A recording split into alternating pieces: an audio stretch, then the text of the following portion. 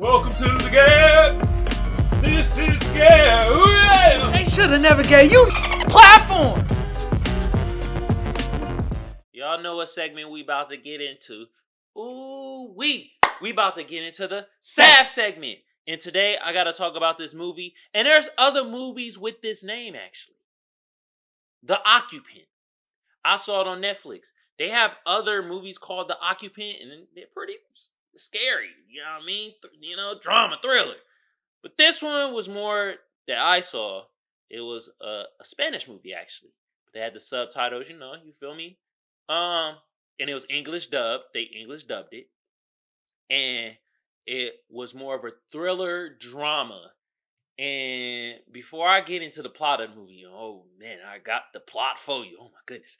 Let me give you the stats and some of the cast, the important people in the cast, you feel me?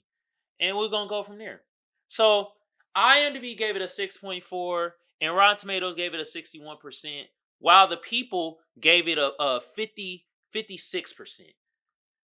And I'm going to be honest with y'all, I could see why the scores are like this, you feel me? All right. Me personally, I thought this was a pretty solid movie, but I could see why people could think this was pretty bad, because I could see within the plot, you get a little confused, and I will tell you where the confusion at. But other than that, I thought this was solid, and it was kind of comical at a certain point. I'm like, damn, bruh, really? I mean, I'm telling you, them Spanish movies and Spanish TV shows, y'all know how to throw on the spiciness on a drama.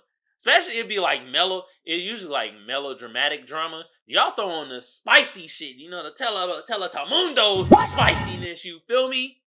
On it, it'd be like, God damn, I didn't know this could be this spicy.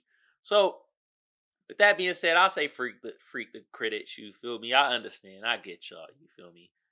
But some of the actors, that the most important ones, Javier Gutierrez, he played Javier Moniz. He was basically the main antagonist. He was the evil villain. Then you had Mario Casas. He was Thomas. And I mean, he was the evil villain too, but he was the one getting got. So I'm like, Then you had Ruth Diaz, and she is the wife of Javier Muniz, and she plays Marga. And then the wife of Mario Casas, Thomas' character, is played by Bruna Kasi, and she's Laura. And them is the main characters you need to know. I mean, each family had kids and stuff like that, and there's other characters that came into it. But them is the main four characters you need to know. Now, let me tell you about this plot. Whew, Lordy Lord. Y'all ready? All right. So, it started out basically, Javier Muniz, essentially, he was like a top dog in his field. He was like an ad executive or something like that. He worked in advertising. And he lost his job, which leads to him losing his lavish apartment. And they had to downsize, him and his wife and kid. You feel me? Had to downsize. You feel me? And so then he's trying to get back on his feet. He tried to go get another job of somebody that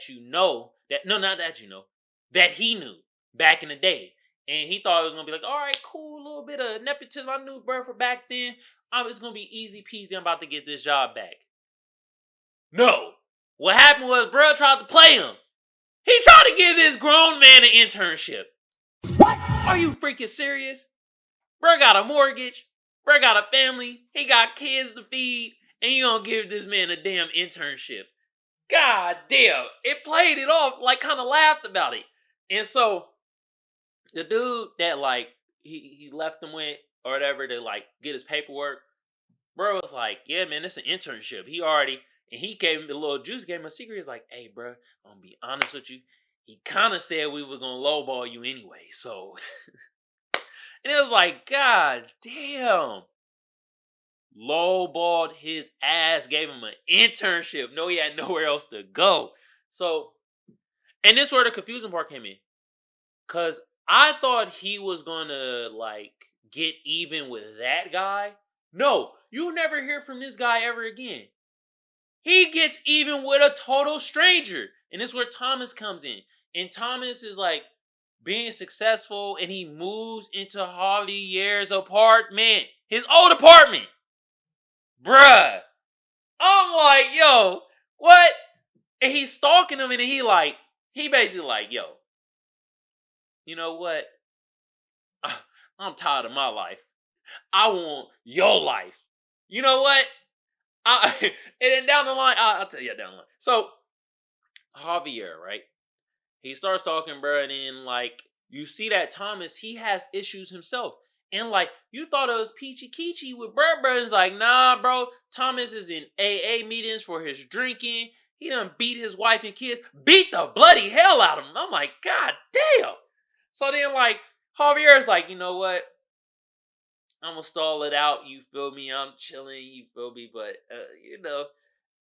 I think the breaking point for Javier was, it wasn't him losing his job.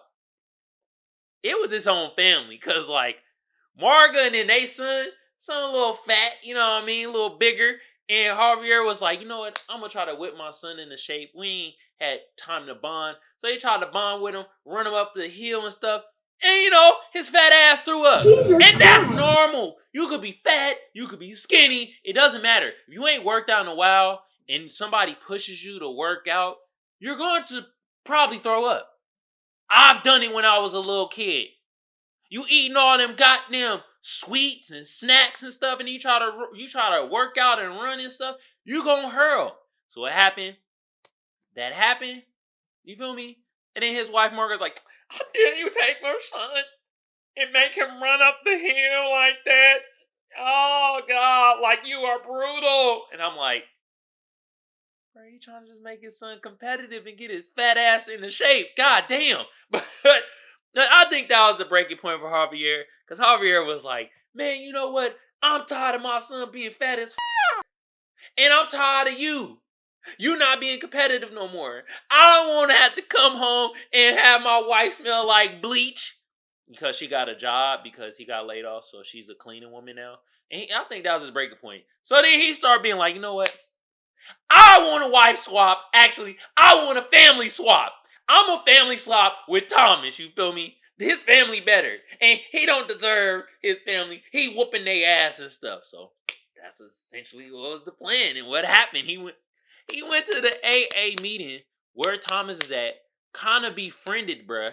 And then he started getting all the dirty details about bro. And like, basically, he kind of, like Thomas invited him in the home of Javier. And then like, yo, Javier start planting the seeds and start making it be like, you know what? I'm the better man. And start making it seem like Thomas was ultra crazy. Because Thomas was dealing with some mental stuff. But then he made him seem ultra crazy. And at one point, there was this gardener that worked at the building.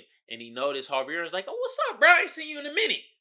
And Javier was like, chill, bro. You feel me? And he caught wind that, he's trying to do some faulty stuff with Thomas. And basically, the gardener, disgusting ass, was a little pedophile.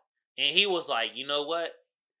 You have to go in there and get them draws so I can, sniff them. In my head, I'm like, damn, he freaky. He trying to get the wife draws. And then bro's like, nah, the kid. And the kid's like 8. It's a little girl. I'm like, you got to get bro out of here. Which Javier did. Got him all arrested and got him out of there. And you feel me? And then he worked his plan with Thomas. And what'd he do with Thomas? Got him all crazy. Got him out there. Got him all arrested and everything. And Javier told his old wife that he divorced this stuff. All he did was this. Javier they didn't have no argument or nothing. He just packed up his stuff and was like, I'm out of here. Deuces. And then he went to the other family. Laura became the little girl father figure. They became married. And in a sense, they lived like a happy life. It was wild. It was like, bruh. Yo, the Occupant. And the whole time I'm like, why is this called the Occupant? To the very end, it's like, oh, bruh wants to occupy his life.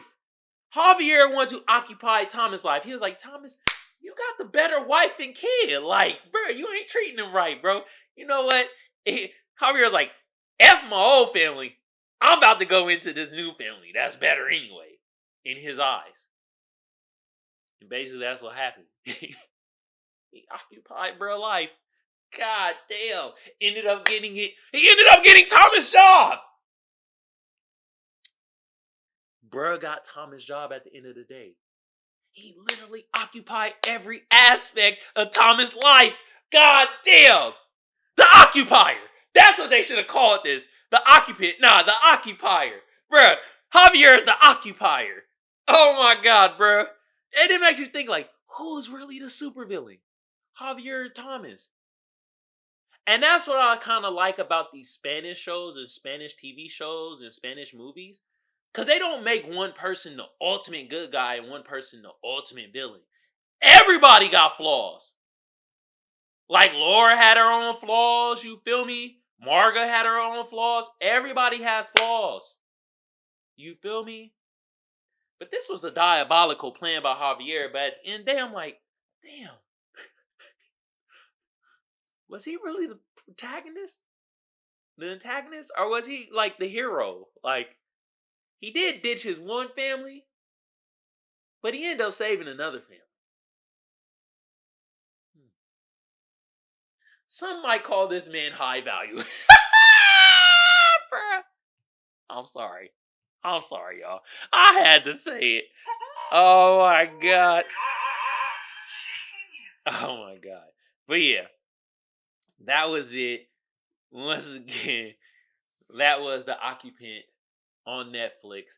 I thought this movie was pretty solid, but I could see why some people would get confused because that one portion really did confuse me for like 30 minutes of the movie where I thought he was going after the dude that tried to play him and lowball him, but actually that was a whole different person.